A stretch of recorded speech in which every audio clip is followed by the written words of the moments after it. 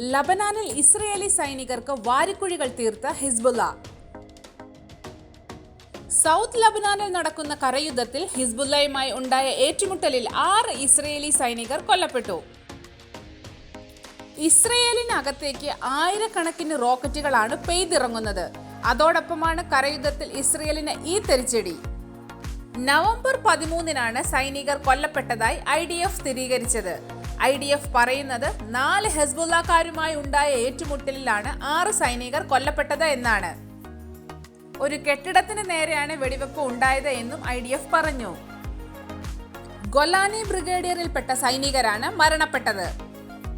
Captain Itai Markovich, സ്രായ് എൽബോയിൻ, Dror Hen, Nir Gofer, Shalev Itach Zagron, Yoav Daniel എന്നിവരാണ് കൊല്ലപ്പെട്ടത്.